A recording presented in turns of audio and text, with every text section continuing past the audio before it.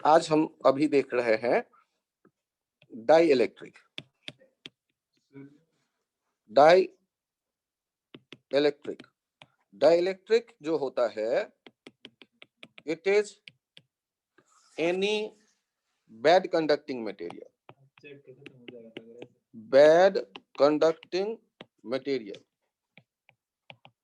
कोई भी यदि मटेरियल हम लोग लेते हैं, जैसे लकड़ी का बुरादा हुआ, यदि प्लेट के बीच में मैं डाल दूं तो कोई फर्क नहीं पड़ेगा, क्योंकि चार्ज कबड्डी खेल के एक तरफ से दूसरी तरफ तो भाग नहीं सकता। जैसे वैक्स हुआ, जैसे वुड डस्ट, वैक्स, ऐसा कुछ भी, ये हम लोग कहते हैं कि ये बैड कंडक्टिंग मटेरियल है, dielectric.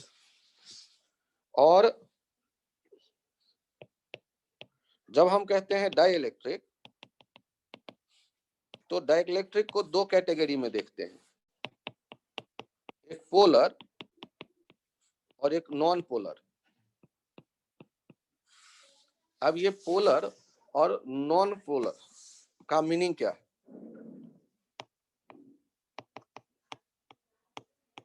Which has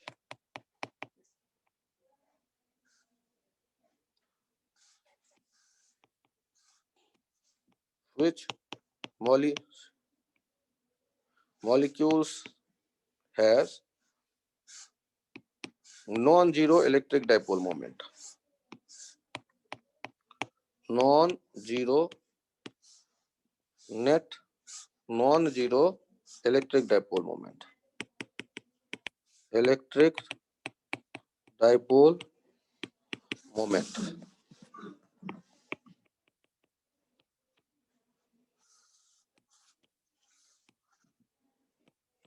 Which has zero dipole moment for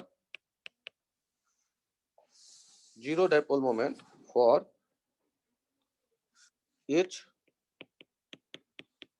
molecule. Which has zero dipole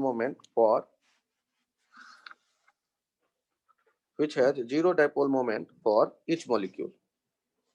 अब ये डाइपोल मोमेंट का लफड़ा क्या है, उसके लिए अलग से मैं समझाता हूं। आप जब इलेक्ट्रोस्टैटिक्स पढ़ रहे थे तो -q + q का जो कलेक्शन देखते थे स्मॉल सेपरेशन पे, उसे आप क्या कह देते थे? Electric dipole. और इसका डायरेक्शन किधर से किधर लेते थे? तो नेगेटिव टू पॉजिटिव। तो आप ऐसे देखते थे डाइपोल। और डाइपोल मोमेंट का वैल्यू कैसे लिखते थे? तो q इंटू इनके बीच का डिस्टेंस यदि 2l कहते थे तो q इंटू 2l, ये कह देते थे इलेक्ट्रिक डाइपोल मोमेंट किसी सिस्टम का। अब सोचो, यदि हमारे पास पोलर मॉलिक्यूल है, पोलर मॉलिक्यूल कहने से क्या मिलेगा? तो पोलर मॉलिक्यूल की यदि मैं बात करता हूं, जैसे NaCl, ये तो इसमें भी कुछ प्लस प्लस है, याद करो। हाँ, ये आयनिक हो गया, ये प्लस और ये माइनस। और यदि हम बात करते हैं H2O, ऑक्सीजन लो और ऐसे देखो हाइड्रोजन, हाइड्रोजन पे डेल्टा प्लस और ये ऑक्सीजन पे डेल्टा माइनस माइनस। तो यहाँ दो डाइपोल दिखने लगे या नहीं दिखने लगे? उनका नेट डाइपोल मोमेंट दिखने लगा या नहीं दिखने लगा? यहाँ नेट डाइपोल मोमेंट 0 तो नहीं है। तो ऐसे मॉलिक्यूल को हम लोग कहते हैं पोलर मॉलिक्यूल। अब यदि हमारे पास डाइलेक्ट्रिक है, पोलर डाइलेक्ट्रिक, तो ध्यान से देखिए, एक कैपेसिटर है जिसपे +q -q पहले से आपने चार्ज देखा। इनके बीच में आपने क्या किया? डाइलेक्ट्रिक मटेरियल फिलअप कर दिया। और डाइलेक्ट्रिक मटेरियल मैंने मान लिया पोलर है, और पोलर यदि है तो इसमें डाइपोल रहे होंगे, और जितने डाइपोल रहे होंगे वो इलेक्ट्रिक फील्ड में आने के कारण वो क्या होंगे? अलाइन होने की कोशिश करेंगे। किसके अलाइन होने की करेंगे? एक्सटर्नल इलेक्ट्रिक फील्ड के। तो एक्सटर्नल इलेक्ट्रिक फील्ड के यदि ये अलाइन हो गए, तो इसके अलाइनमेंट के कारण आप मुझे ये बताइए कि यहाँ चार्ज दिखने लगा या नहीं दिखने लगा आपको? यहाँ पर माइनस माइनस माइनस माइनस और इधर प्लस प्लस प्लस प्लस, ये इंड्यूस्ड नहीं कहलाता है। इंड्यूस्ड होता है जब न्यूट्रल कोई मेटल हो, उसमें फ्री इलेक्ट्रॉन के शिफ्ट होने से जो चार्ज जमा दिखता है, उसके लिए हम टर्म यूज करते हैं इंड्यूस्ड। इन चार्जेस को हम कहते हैं बाउंडेड चार्ज, बाउंडेड चार्ज। तो इनके लिए टर्म यूज करते हैं, लेकिन इनका बिहेवियर वही सोचो जो इंड्यूस्ड का होता है। क्या कि यहाँ भीतर जब हम जाएंगे तो भीतर प्लस माइनस पेयर में एक दूसरे को खत्म कर रहे हैं। यदि प्लस माइनस के पेयर को देख रहे हो तो वो एक दूसरे में कहीं भी डाइपोल नहीं दिखेगा भीतर में, जो भी डाइपोल है वो केवल सरफेस पे। अब यहाँ इधर माइनस और इधर प्लस। अब ये जो मटेरियल यहाँ हमें दिख रहा है, इस जगह हमारे पास एक और एक इलेक्ट्रिक फील्ड तो ये पहले से था, और एक इलेक्ट्रिक फील्ड एक ये आ गया अपोजिट वाला। तो आप जो भीतर देखेंगे ई इनसाइड, तो वो ई इनसाइड कैसे देखेंगे?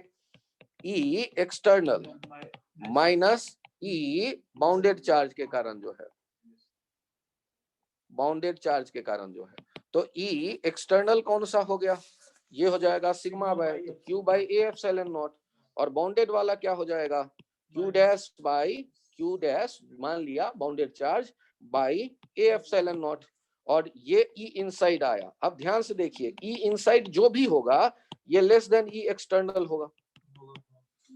ई इनसाइड जो भी है वो लेस देन ई एक्सटर्नल हम देख रहे हैं। इसका मतलब ई इनसाइड को हम जब हम डाइलेक्ट्रिक फिलअप करेंगे तो डाइलेक्ट्रिक के भीतर जो इलेक्ट्रिक फील्ड होता है, वो जो इलेक्ट्रिक फील्ड होता है वो एक्सटर्नल से कुछ कम है। तो ई एक्सटर्नल से कुछ कम है तो मैंने के टाइम्स कम मान लिया। तो ये जो के कहलाता है, ये के कहलाता है dielectric constant, dielectric constant of the dielectric material, dielectric constant. अब ये डाइलेक्ट्रिक कांस्टेंट का जो वैल्यू देखते हैं हम लोग, तो डाइलेक्ट्रिक कांस्टेंट का जो वैल्यू दिखता है, वो के का जो वैल्यू दिखता है वो 0 और इनफाइनाइट के बीच एक नंबर होता है। ये 0 कब होगा? या 0 नहीं, 1 से शुरू करो। 1 और इनफाइनाइट के बीच एक नंबर होता है। 1 कब होगा? जब कोई भी मॉलिक्यूल एग्जिस्ट ही ना कर रहा हो, वैक्यूम हो वहां, तो पोल बनेंगे नहीं, तो एक्सटर्नल और इनसाइड एक ही कहलाएगा। तो वैक्यूम के लिए के का जो वैल्यू हो जाएगा वो 1 हो जाएगा। ये के वैक्यूम के लिए देखेंगे, ये 1।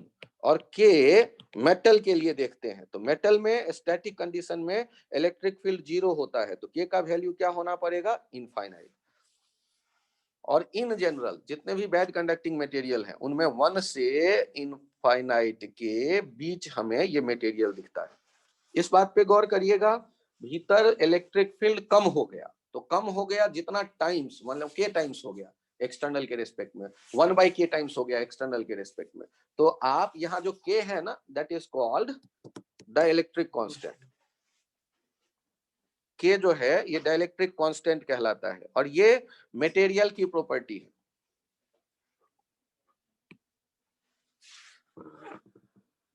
और एक इंपॉर्टेंट पॉइंट ध्यान रखते हैं बाद में चल के, कि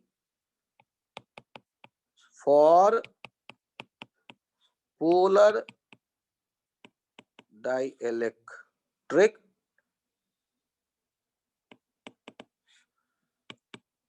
K will decrease with increase in temperature. Polar dielectric की क्या खासियत होती है?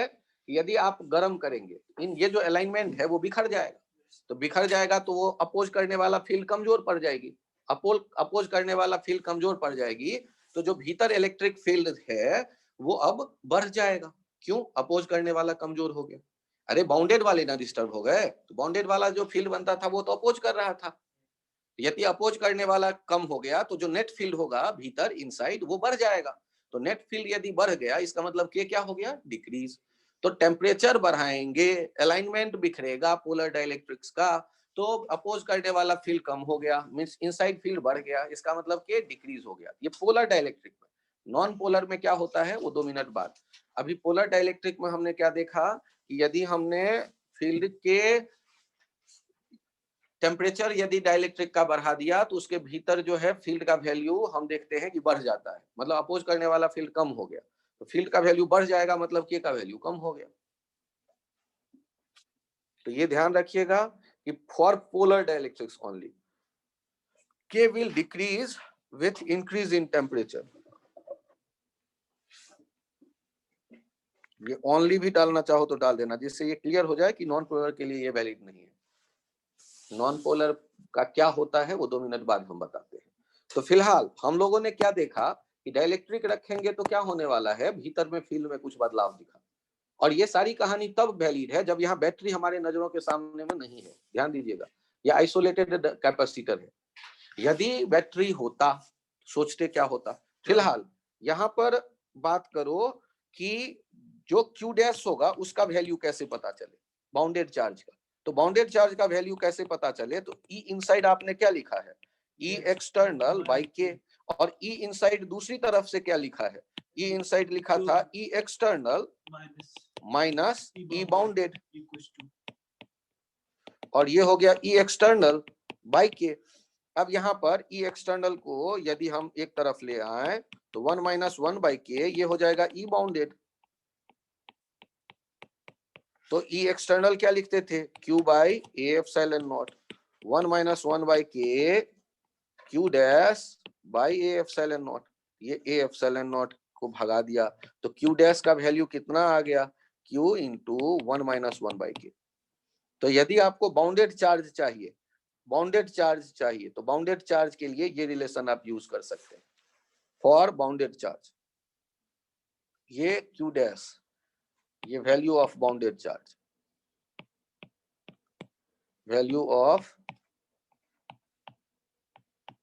Bounded charge, value of bounded charge. ये ध्यान रखिएगा कि जब भी लिखना हो तो value of bounded charge Q into bracket में 1 माइनस 1 बाई के।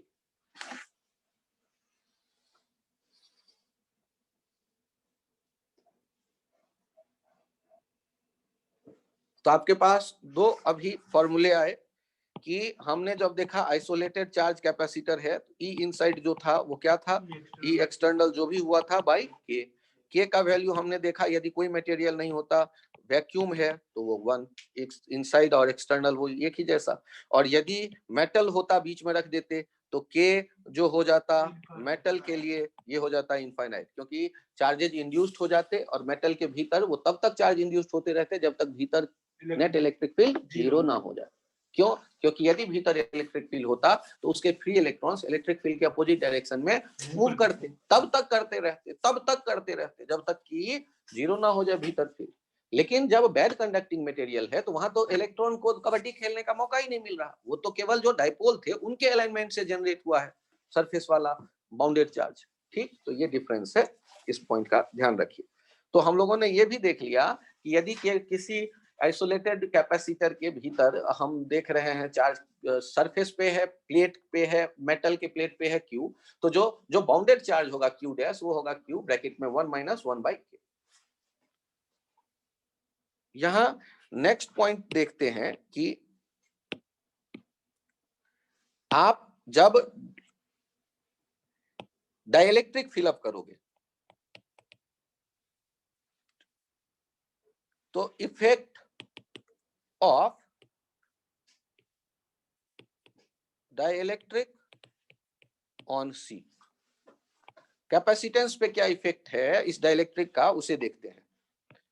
तो ये हमने देखा कि चार्ज है प्लस क्यू माइनस क्यू, फिर इसके बीच में मैंने फिलअप कर दिया डाइलेक्ट्रिक पूरा। यदि डाइलेक्ट्रिक फिलअप कर दिया, यदि इनके बीच का डिस्टेंस d था और उसमें डाइलेक्ट्रिक फिलअप कर दिया जिसका डाइलेक्ट्रिक कांस्टेंट k है, तो यहां पर अब पोटेंशियल डिफरेंस v कितना हो जाएगा डैश, ये v डैश हो जाएगा e डैश इंटू डी। ई डैश कितना हो गया ई नॉट बाई के इंटू डी, ई नॉट कितना हो गया या ई एक्सटर्नल, ये ई नॉट बाई के। क्यों, क्योंकि पहले यदि रहता ई नॉट, ये यदि चार्ज को क्यू नॉट मैं कह देता हूं तो ई नॉट को फील करना और आसान होगा, Q not by a epsilon not के इंटू डी। ये हमारे पास नया वाला पोटेंशियल डिफरेंस आ गया। नया वाला पोटेंशियल डिफरेंस यदि आ गया तो इस v डैश को आप यदि ऐसे लिख रहे हैं इसको ऐसे भी देख सकते हैं, Q naught equals to K epsilon naught A by D V dash. तो Q नॉट इक्वल्स टू होता क्या, C डैश V डैश। तो C डैश कंपेयर करके कितना हो गया, K epsilon naught A by D। तो हम ध्यान रखते हैं कि डाइलेक्ट्रिक को क्यों पढ़ रहे हैं, क्योंकि कैपेसिटेंस को चेंज किया जा सकता है डाइलेक्ट्रिक फिलअप करके। और डाइलेक्ट्रिक फिलअप करने का मीनिंग समझिए ना, कि आप दो प्लेट है तो उनके बीच में यदि कोई वैक्स पुट अप कर देते हो और उससे चार्ज के उससे यदि कुछ कैपेसिटेंस पे अंतर आ रहा है, वो यदि हमारे फेवर में हो तो बड़ी अच्छी बात, यदि हमारे फेवर में हो तो बड़ी अच्छी बात। तो कैपेसिटेंस जो हमने देखा ये हो गया K epsilon naught A by D, K times increase हो गया। तो एक तो हमने देखा डाइलेक्ट्रिक के रखने से आइसोलेटेड यदि चार्ज है, आइसोलेटेड चार्ज कैपेसिटर है, उसके बीच में डाइलेक्ट्रिक डालेंगे तो डाइलेक्ट्रिक के बिना जो इलेक्ट्रिक फील्ड होता है और डाइलेक्ट्रिक डालने पे जो इलेक्ट्रिक फील्ड होता है, वो डाइलेक्ट्रिक डालने के बाद वाला इलेक्ट्रिक फील्ड पहले वाले से कम होता है। यदि K टाइम्स कम हो जाता है, यदि E new E old by K हो गया, तो वो K कहलाता है उस डाइलेक्ट्रिक की प्रॉपर्टी डाइलेक्ट्रिक कांस्टेंट। डाइलेक्ट्रिक कहते हैं किसी भी बैड कंडक्टिंग मटेरियल को, उसके लिए कोई बहुत ट्रिकी आइडिया नहीं है, कोई भी बैड कंडक्टिंग मटेरियल डाइलेक्ट्रिक है। अब यहां इस बात पे गौर करते हैं कि जरूरी तो नहीं है कि हम पूरे प्लेट में डाइलेक्ट्रिक फिलअप करें, ऐसा भी तो हो सकता है कि डाइलेक्ट्रिक हम एक पार्ट में पुटअप करें, केवल यहां से यहां, तो जैसे भी रुके, ये जो आप डाइलेक्ट्रिक केवल इतने दूर में फिलअप करेंगे तो उसका क्या होगा। तो यहां पर जो आप देख रहे होंगे इस जगह, अब इनके कैपेसिटेंस को कैसे लिखा जाए, तो इनके कैपेसिटेंस को लिखने के लिए रास्ते कई हैं। आप यदि उस पुराने वाले रास्ते से चलते हैं तो ये कहते हो T1 थिकनेस, और यहां से यहां कहते हो T2 थिकनेस। ध्यान देना, ये T1 थिकनेस, और एक काम करो, थोड़ा सा और कंफर्ट के लिए K1 K2 कर दो, ये Q नॉट, ये K1 K2 कर दो, K1 K2।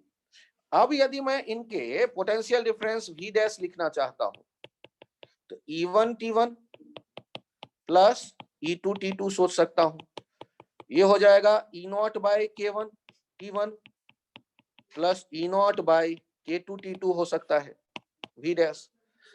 E नॉट के बदले देखते हैं Q not by A epsilon not K1 T1 plus E not Q not by A epsilon not K2 T2।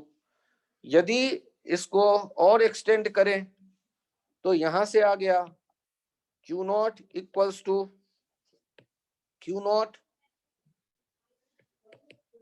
T1 by K1 epsilon naught A plus T2 by K2 epsilon naught A, और ये Q not जो है इसको आपने V dash equals to ये लिखा है, अभी कुछ खास नहीं किया, केवल Q नॉट को अलग किया।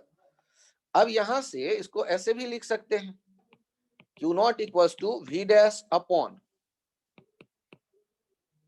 T1 by K1 epsilon naught A plus T2 by K2 epsilon naught A, और एप्सिलॉन नॉट A को ऊपर रखते हैं upon T1 by K1 plus T2 by K2, ये V डैश, जबकि Q नॉट बराबर क्या देखते हैं C dash V dash.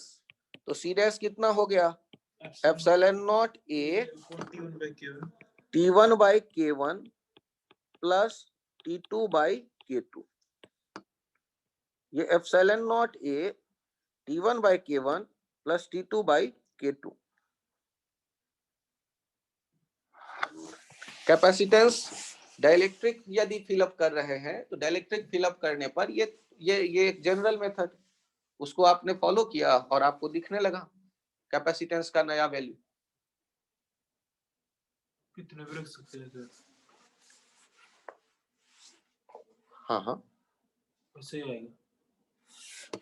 General formula आप लिखना चाहते हैं तो ध्यान से देखिएगा कैसे याद रहेगा। आपने पहले लिखा था के epsilon not a by D, तो इसको ऐसे याद रखिए ना, epsilon not a by D by के, सी को ऐसे याद रखते हैं।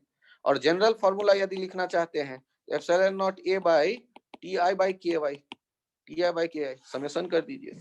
जितने भी ऐसे आएंगे T1 by K1 plus T2 by K2 plus T3 by K3 plus T4 by K4, हाँ पूरा फिलअप हो जाना चाहिए। और नहीं होगा तो अगले पेज पे देखते हैं, पहले यहां तक पहुंचो।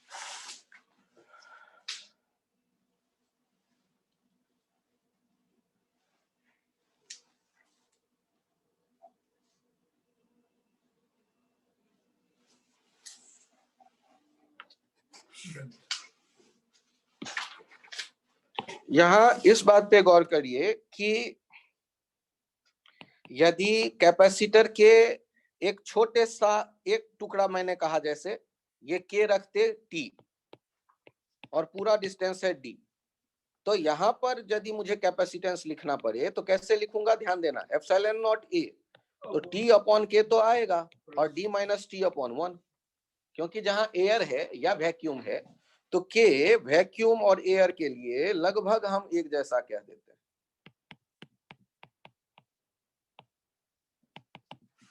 तो आपने टी में देखा यदि मौजूद है कौन, डाइलेक्ट्रिक के, तो बाकी जगहों में डाइलेक्ट्रिक है एयर।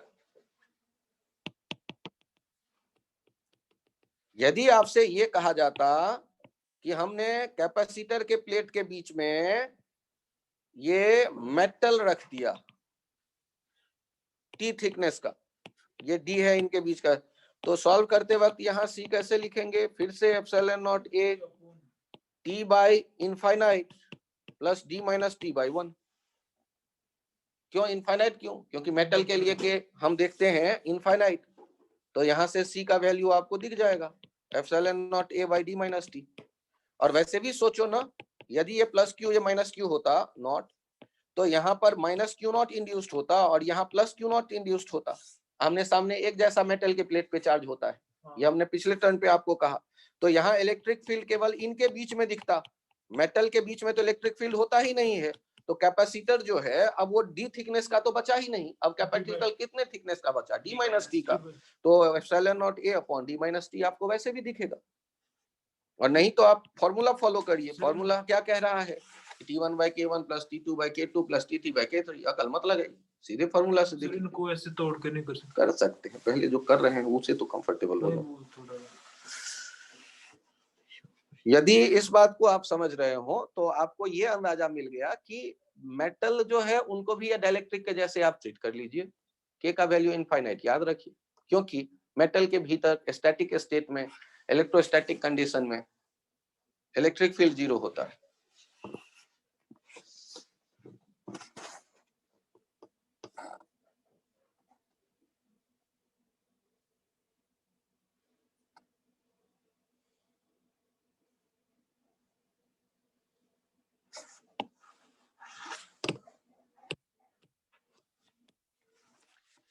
यहां यदि आप इस पार्ट को ऐसे एनालाइज करें, डी थिकनेस तो है A/2 एरिया में, यहाँ K1 और यहाँ K2, तो इसको देखने का ये नजरिया आपके सामने आ सकता है कि यहाँ जो इधर वाले टुकड़े का C1 आप लिखेंगे वो लिखेंगे K1 एप्सिलॉन नॉट A/2, और इस तरफ वाले का C2 आप लिखेंगे K2 एप्सिलॉन नॉट A/2।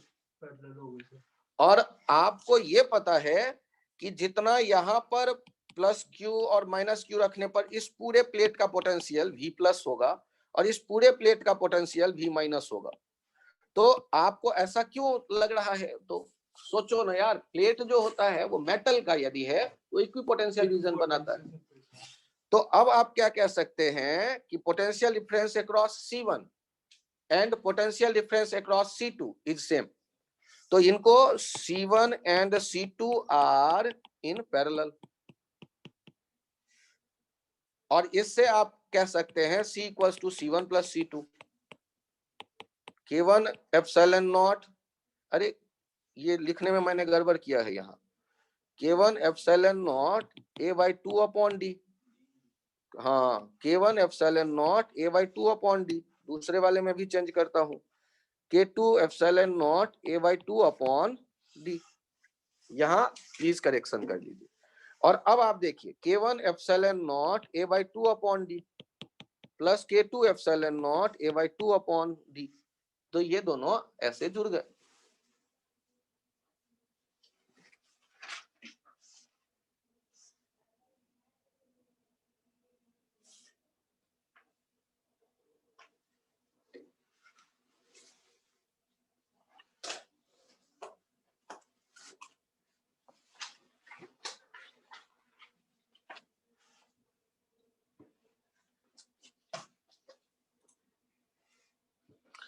आपके मन में ये विचार आ सकता है, तो सर जो पहले आपने हमें बताए, क्या उसमें मैं पैरेलल के बदले सीरीज लेके काम करूंगा? तो आप यदि ऐसा कुछ सोच रहे हैं कि कोशिश कर रहे हैं तो आप सही डायरेक्शन में सोच रहे हैं। Q0 माइनस Q0 में यहाँ K1 और K2 यदि रखते हैं, ये T1 और T2 यदि रखते हैं, तो आप इसमें जो कैपेसिटेंस लिखेंगे, तो यहाँ दो कैपेसिटेंस सोचिए, C1 C2। C1 equals to K1 epsilon naught A by T1। C2 सोचिए K2 epsilon naught A by T2। और अब आप यदि इनको सीरीज कहते हैं, ये दोनों सीरीज, तो 1/c equals to 1/C1 plus 1/C2 हो जाएगा। 1/c equals to T1 by K1 epsilon naught A plus T2 by K2 epsilon naught A। तो यहां से आप चेक कर लीजिए, ये T1 by K1 plus T2 by K2 upon epsilon naught A हो गया 1/c। तो C का वैल्यू कितना आ गया? Epsilon naught A upon T1 by K1 plus T2 by K2। अरे सर ये तो पहले भी आया था। तो मैं कौन सा कहता हूँ नहीं आया था, तो आपने पहले भी डिराइव किया, आप इनको सीरीज से भी देख सकते हैं। सर एक बार पीछे वाला पेज दिखा दो। हाँ वेट करिए 1 मिनट, इसे पहले नोट कर लीजिए। ये एग्जाम्पल रिपीट हुआ है, पहले तरीका था दूसरा कैपेसिटेंस को देखने का, इलेक्ट्रिक फील्ड लेकर के पोटेंशियल डिफरेंस लेकर के हमने Q इक्वल्स टू CV से कंपेयर करके C निकाला, और दूसरा तरीका है ये इनको सीरीज में लेकर के हमने देखा। सीरीज में कैसे आपने सोचा सर? तो सीरीज में सोचने का रास्ता होता था मेरे पास, जब ऐसे कई कैपेसिटर होते थे तो plus Q minus Q plus Q minus Q वाला आइडिया जैसा कुछ यहाँ हमें सिमेट्री मिल रहा था, तो मैंने सीरीज इसके लिए ऐसे सोचा, और वो जो पहले वाले तरीके से हमने डिराइव किया उनसे भी ये मैच कर रहा है।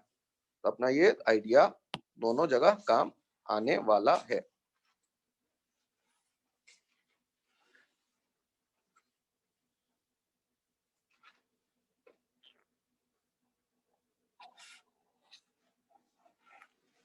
ये वाला पेज नोट कर लिया? Yes sir. पिछले वाले पेज पे आई। A/2 ऊपर वाले आधे प्लेट का एरिया है, नीचे वाला आधा प्लेट का एरिया A/2, और डिस्टेंस तो दोनों प्लेट के बीच में ये D ही है, चाहे ऊपर वाले कैपेसिटर की बात करो K1 डाइलेक्ट्रिक जहां भरा है, या नीचे वाले पार्ट की बात करो जहां K2 भरा है। उनके लिए हमने कैपेसिटेंस लिखे C1 C2, और आपस में ये पैरेलल में कहला रहे हैं क्योंकि प्लेटों के बीच का पोटेंशियल डिफरेंस सेम है, चाहे ऊपर वाले पार्ट से देखें या नीचे वाले पार्ट से। Sir okay. यहाँ चेक करिए, यदि ऐसा हो जाए कि इन दोनों के बीच में आप 4 टुकड़े देखें, तो इनके लिखने का जो तरीका हो सकता है ऐसे देखिए, C12 वाला कैसे लिखेंगे? Epsilon not A/2 D/2 by K1 plus D/2 by K2, और नीचे 3 4 चेक करो, लिख लो a by 2 d by 2 by k3 plus d by 2 by k4। और जब ये लिख चुके रहे तो C इफेक्टिव हो जाएगा 1 2 वाला जो है मिल करके, और ये 3 4 वाला जो है मिल करके, ये आपस में पैरेलल में कहलाएंगे। सर मुझे तो नहीं आया समझ में, घबराना मत, आराम से ऊपर वाले टुकड़े को देखो, नीचे वाला भूल जाओ। K1 K2 आपस में जो लिखते थे सीरीज वाला सोच के, सर मैं C1 और C2 अलग निकाल के सीरीज करूंगा, क्यों टाइम वेस्ट कर रहे हो, सीधे फॉर्मूला यूज करो, epsilon naught A by T1 by K1 plus T2 by K2 plus T3 by K3। Sir आपको D by 2 क्यों दिख रहा है? यार सिमेट्रिकल है इसलिए। सर थोड़ा आराम से। अच्छा ठीक है, एक काम करते हैं, मैं पिछले पेज पे वापस चलूं? नहीं यहीं पे आराम से सर, थोड़ा अच्छा ठीक, धीरे आराम से बोलो। हाँ, ये ऊपर वाले टुकड़े के लिए हमने इसको ऐसे एनालाइज किया जैसे कि यहाँ केवल ये a/2 टुकड़े का मौजूद हो K1 K2। तो यदि ये d/2 यहाँ पर है और ये a/2 है, तो इनका इफेक्टिव कैपेसिटेंस कैसे लिखा जाएगा? तो E1 और 2 चूंकि एक साथ मैं C12 इनका नाम रख देता हूँ, एप्सिलॉन नॉट, और एरिया के लिए a/2, और T1 के लिए क्या आएगा d/2 by K1, और d/2 T2 के लिए आएगा by K2। और जैसे ये C12 को देखा वैसे ही C34 को देखो, C12 और वैसे ही C34 के लिए सोचो। C34 के लिए ये एरिया है a/2, यहाँ है K3 और यहाँ है K4। तो C34 वाला मिलके कैसे लिखेंगे आप? एप्सिलॉन नॉट A के बदले एप्सिलॉन नॉट a/2, और T1 के बदले d/2, या T3 के बदले d/2 अपॉन K3, और T4 के बदले d/2 अपॉन K4। क्या ये दोनों जो C लिखा गया ये कंफर्टेबल है वृंदा इसमें? हाँ जी सर, आ गया। और उसके बाद आपस में इनको क्यों कर रहे हैं पैरेलल, ये आइडिया क्लियर है? ठीक, क्योंकि यहाँ V प्लस और ये V माइनस, यहाँ भी V प्लस और ये V माइनस, तो पोटेंशियल डिफरेंस 1 2 को एक साथ लेके देखें और 3 4 को एक साथ लेके देखें तो एक जैसा है, तो इसीलिए उनको पैरेलल में रख रहे हैं। C12 प्लस C34 ये C दे देगा।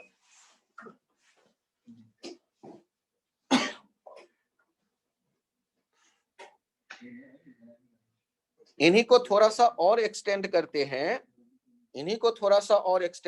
हैं, तो एक ऐसे डाइलेक्ट्रिक भरा जाता है। ऐसे यदि डाइलेक्ट्रिक भरते हैं जिसमें एक तरफ ये K1 और एक तरफ ये K2, यदि ये प्लस Q0 और माइनस Q0 रख के आप अब इसको एनालाइज करना चाह रहे हैं इस कैपेसिटर के लिए, तो यहाँ पर आपको क्या करना पड़ेगा? तो यहाँ पर आपको तो पता तो चल ही गया है कि ये कंटिन्यूअस वेरिएशन है, पूरे फिजिक्स में कंटिन्यूअस वेरिएशन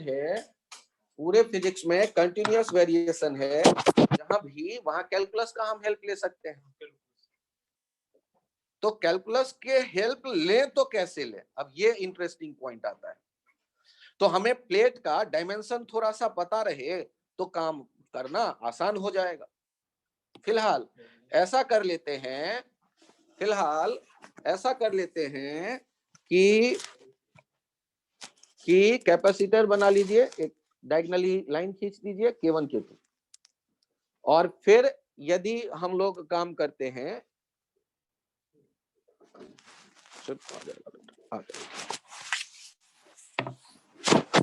y डिस्टेंस पे आ गए और एक छोटा सा सेक्शन सोचा dy वाला, और इस सेक्शन के लिए हम एनालाइज कर रहे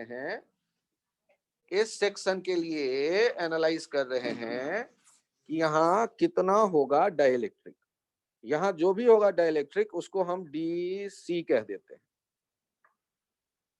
उस सेक्शन के लिए एनालाइज करते हैं डाइलेक्ट्रिक, और उसके बाद उस टुकड़े के लिए हम लोग लिख देते हैं y डिस्टेंस ऊपर गए और dy टुकड़ा लिया, और dy टुकड़े विड्थ का वो प्लेट का टुकड़ा लेके उस dy हाइट वाला एक कैपेसिटर देखा, और उसके बीच का जो डिस्टेंस आप देखना चाहते हैं, ध्यान दीजिएगा, यदि एक y आप लिखते हैं y tan थीटा, तो दूसरा पार्ट जो लिखना होगा आपको, वो दूसरा पार्ट लिखना होगा जो इन दोनों के बीच का डिस्टेंस है, उसको मैं स्मॉल डी के बदले कैपिटल डी कहता हूं, जिससे कंफ्यूजन ना हो। d minus Y tan theta, d minus Y tan theta, दोनों प्लेट के बीच का डिस्टेंस d मैंने मान लिया है। और अब हम एक बार उस DC को लिखने की कोशिश करते हैं। तो यदि हम DC लिख पाएंगे, ऐसे बहुत से DC होंगे जो आपस में पैरेलल में हैं, तो समेशन इंटीग्रेशन का यूज कर लीजिएगा। यहां पर tan थीटा लिखने का मन करे तो प्लेट का लेंथ यदि L होगा और बीच का डिस्टेंस D है, तो tan थीटा आप लिख सकते होंगे कैपिटल D बाई L। यदि ये L लेंथ का प्लेट हो तो tan थीटा यदि आप लिखना चाहें तो वो लिख सकते हैं D by L, D by L, tan theta यदि लिखना चाहे तो इसका मतलब थीटा इंटीग्रेशन में डिस्टर्ब नहीं करेगा, वो कांस्टेंट जैसा रहेगा। और DC लिख रहा हूं मैं epsilon naught A T1 by K1, तो थिकनेस T1 जो लिख रहे हैं एप्सिलॉन बाई A के बदले D है, क्योंकि छोटा सा एरिया की मैं चर्चा करूंगा, क्योंकि वो जो कैपेसिटर मैं ले रहा हूं उसका प्लेट का एरिया तो बहुत छोटा सा होने वाला है। और थिकनेस देखिए y tan theta upon K2 plus D minus y tan theta upon K1। और यदि आप एरिया लिखना चाहें तो ध्यान से देखिए, यदि प्लेट का विड्थ भी मैं L मानता हूं तो ये dy इंटू L हो जाएगा एरिया। और नीचे आप देख रहे हैं y tan theta by K2 plus D minus y tan theta by K1। यहां इस बात पे गौर करिए कि अब इंटीग्रेशन करने पर हमें रिजल्ट मिल सकता है। y का वैल्यू इंटीग्रेशन में कहां से कहां तक जाएगा, तो 0 टू L और ये 0 टू C। तो एरिया कैसे लिखा उसके लिए सोचिए, ये dy क्या है, वो टुकड़ा कैपेसिटर का जिसके बारे में अभी आप बात कर रहे हैं। तो dy तो उसकी ऊंचाई दिख रही है ना, लंबाई कितनी होगी प्लेट की, हाँ तो विड्थ, तो वो भी यदि मैंने L यदि माना, स्क्वायर प्लेट यदि है तो L लेके मैं चल रहा हूँ, L स्क्वायर को बाद में मैं एरिया कह लूंगा प्लेट का। तो सर आप इधर से एलिमेंट के लिए इधर से तो कहीं से भी ले सकते हैं, अभी जैसे लिया उससे तुम्हें C लिखना आता है ना, इसलिए लिया। इस तरह का तुमने पहले अभी देखे ना एग्जांपल, K1 K2 यदि दो रहते थे तो तुम लिख सकते थे, इसलिए लिया। अब सोचो यदि और कोई ले लोगे तो अपने पैर पे कुल्हाड़ी मारने के लिए तो तुम्हारे हाथ में कुल्हाड़ी है, जैसे मारना चाहो मारो। ऐसे लेने का क्या फायदा हुआ वो समझो पहले। यदि K1 K2 अगल बगल होते थे तो लिखने का तरीका क्या हुआ करता था, ऐसे लिखते थे T1 by K1 plus T2 by K2 plus T3 by K2, इसलिए ऐसे लिखा। और अब इंटीग्रेट यदि आप कर देते हैं, यदि प्लेट का विड्थ अभी भी आपको याद आए कि ये विड्थ भी L है, प्लेट का विड्थ भी L है, तो वो L यदि है तो यहाँ पर dy, वो dy L लेंथ का देखते तो वो जो प्लेट बन के निकल के आता वो dy इंटू L हो जाता उसका एरिया, जो आप कैपेसिटर DC जिसका कैपेसिटेंस कह रहे हैं। तो L इंटू dy वाला जो आइडिया है उससे वो एरिया लिखा आपने। फिर इंटीग्रेशन, आप लोग एक्सपर्ट आदमी हैं, इंटीग्रेट करिए, C निकल करके आएगा। मतलब विड्थ और हाइट एक ही ले ली, हाँ एक ही ले लिए, आप अलग अलग भी लेके चल सकते हैं, फाइनली वो एरिया में आ जाएगा। tan थीटा वहां 1 क्यों होगा, D तो अलग है ना, D तो है दोनों प्लेट के बीच का डिस्टेंस, वो प्लेट का विड्थ और हाइट एक जैसा हमने माना, ठीक है। तो इसे हम लोग ऐसे इंटीग्रेट कर सकते हैं और हमें ये